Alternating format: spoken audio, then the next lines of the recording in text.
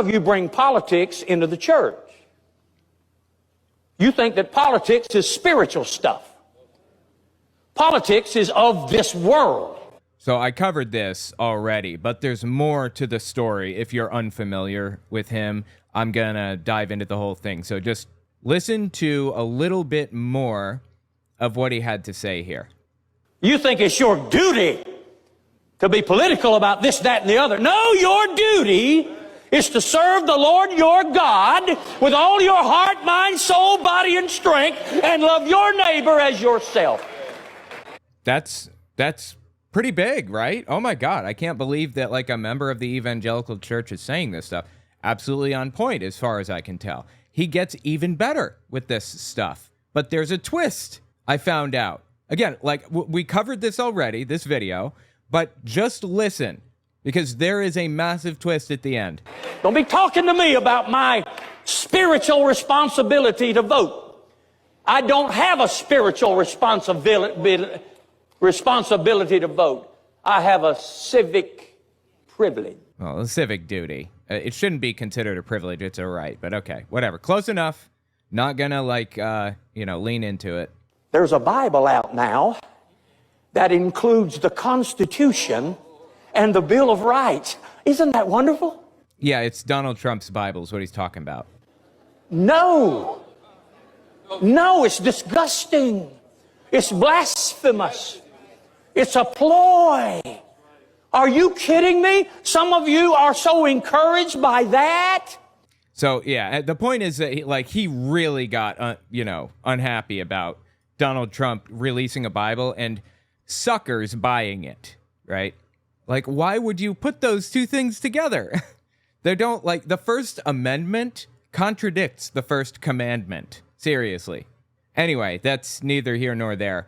I discovered, thanks to Hemant Mehta on his blog, I was looking into this guy, a lot more heavily. I discovered that this guy, literally, before he said that, the previous sentence, he had something else to say that I bet you guys didn't see coming. Listen to what he said just immediately before he said all of that stuff about the Trump Bible. So if you don't read the Bible and if you don't have a prayer life, you will be confused about everything. People who don't read the Bible and don't pray, who call themselves Christians, get confused about the whole LGBTQ thing. Oh boy. Because instead of looking at what the Word says, they look at how people feel and how they feel and what's doing to people. Yeah, so he's anti-gay and it gets even worse. People who don't read the Bible and pray and call themselves Christians will be confused about abortion. Is it a woman's right? On and on and it's murder. No, to both of those things, okay? Let's just start with abortion for a second. Abortion is not murder. It's certainly not in the Bible. Let's look at it from a biblical perspective, okay? Aside from the fact that it specifically endorses abortion at Numbers 5:11-22. Let's just set that verse aside for a second. It says you should get abortions if, say, your wife cheated on you or a number of other reasons. Let's forget that, okay, for just a second. Ben Shapiro has somebody who he talked about recently. He dubbed the woke pastor. Well, the woke pastor has something to say about abortion, and he's 100% accurate on this point. So I'll let him say it for me. Quick interjection, this won't take long, I promise. I'd appreciate it if you watched to the end of the video, or at least a couple extra seconds, because YouTube bases its algorithm off of watch time. The more watch time a video has, the further the video will go. Also, take a look at my website, owenmorgan.com. I'm selling my book, Understanding Jehovah's Witnesses, 400 pages, and my second book, 100 Questions for Jehovah's Witnesses, which is about 80 pages. And you can find them both there on the website. Audio form, ebook form, whatever. It's about my experiences within the religion and the history of the religion generally. The 100 questions are intended to challenge a religious leader, so I'd appreciate it if you give it a read. Okay, back to the video. Protecting reproductive rights is a Christian value. In fact, caring for people who are in vulnerable situations like being pregnant is one of the most caring, compassionate, and Christ-like things that we can do. Now, the religious right has done a fantastic job of promoting this false notion that life begins at conception. But that's simply not biblically accurate. biblically accurate. Remember, we're not talking about scientifically accurate. We're not going down that rabbit hole. Doesn't matter. We're talking about whether it's biblically accurate, because that's his argument, right? The Bible says abortion is murder. No, it doesn't. So let's listen to him shoot this to pieces. Biblically accurate. If we look to the Bible, we discover that a fetus is defined not as a life, but as property. In fact, if there's an accidental abortion, the Bible says that's not a murder, that's a property loss. Isn't that interesting? 100% correct, by the way. I don't remember which verse it is.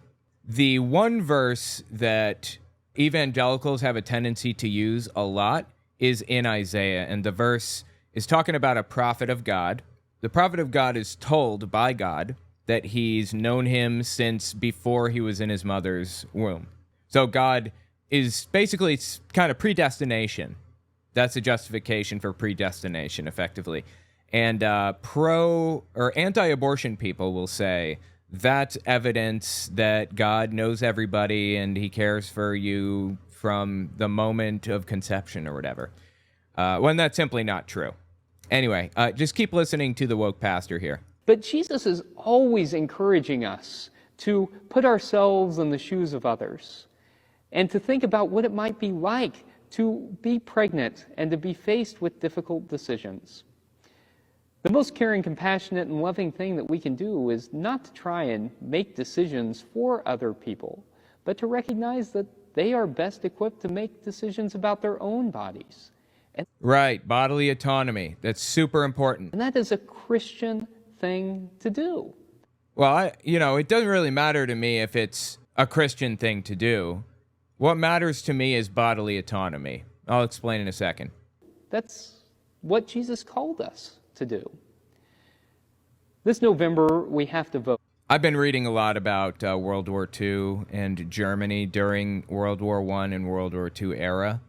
Just out of curiosity, I'm writing a book about how the church connected with Hitler, or how Hitler and the church interacted. The church because there were multiple schisms and all that. Anyway, before Hitler's rise, there was a movement in society to help disabled people by putting them out of their misery, quote unquote. They're suffering, and we have to put them down like you would put down a suffering dog.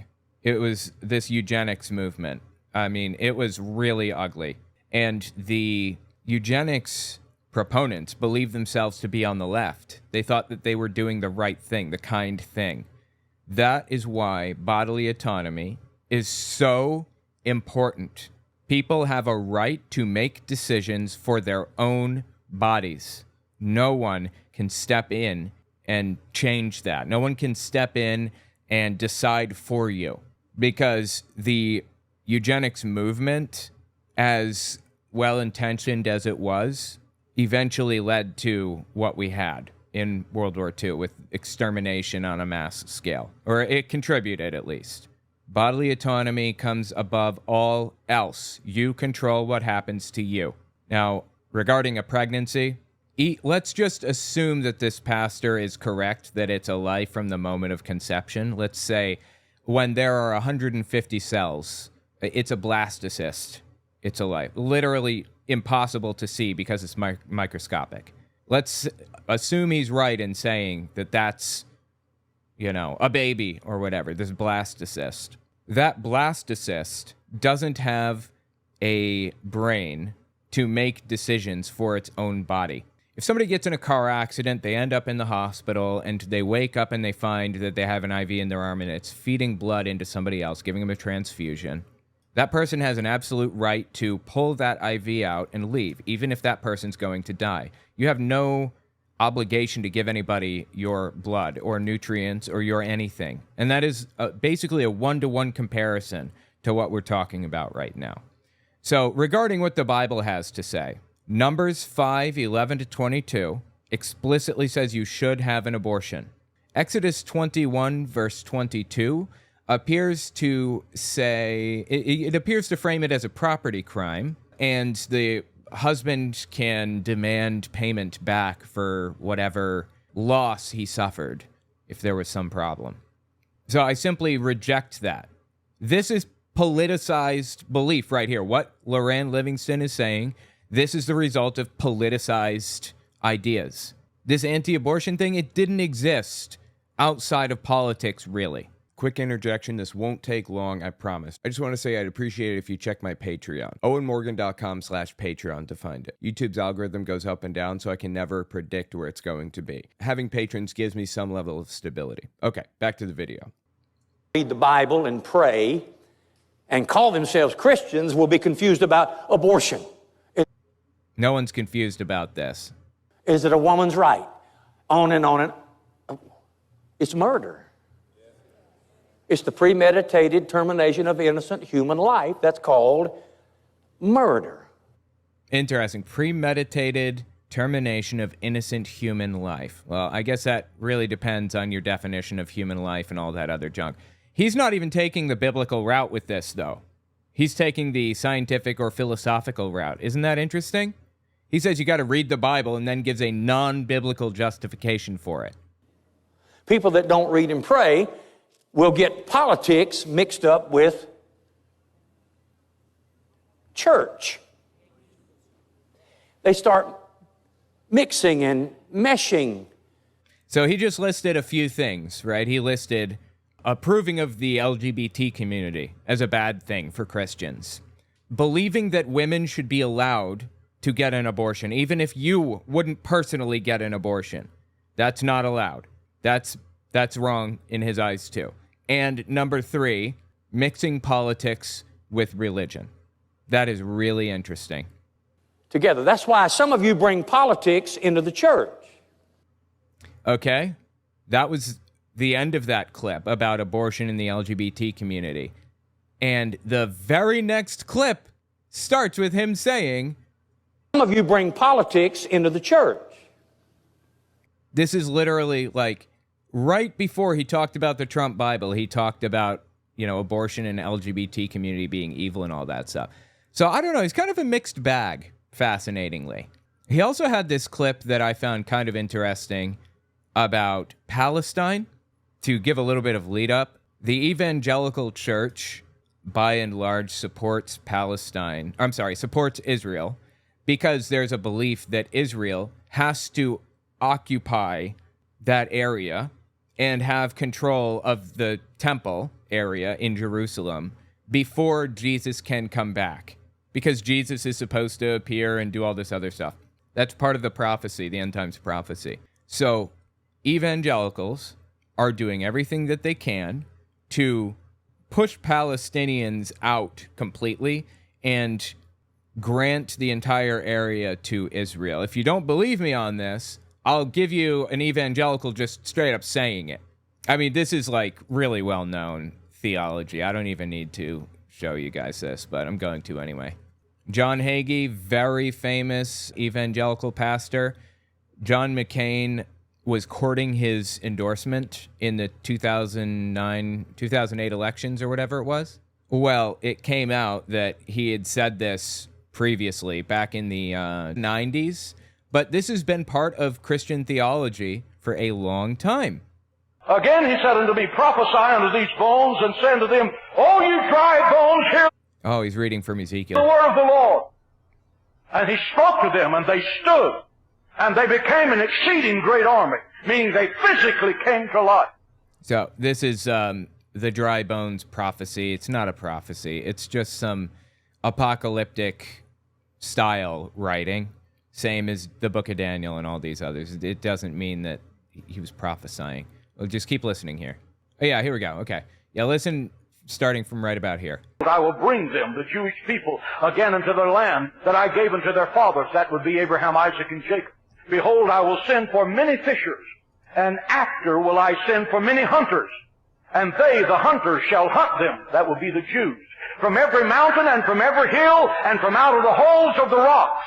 So he's reading from the book of Jeremiah. He's reading a Bible verse that he's interpreted to mean that God is going to send hunters to hunt Jews down, to drive them back to Israel, to fulfill the prophecy for the Christians so that Jesus can come back. He even says it outright in a second. If that doesn't describe what Hitler did in the Holocaust, you can't see that.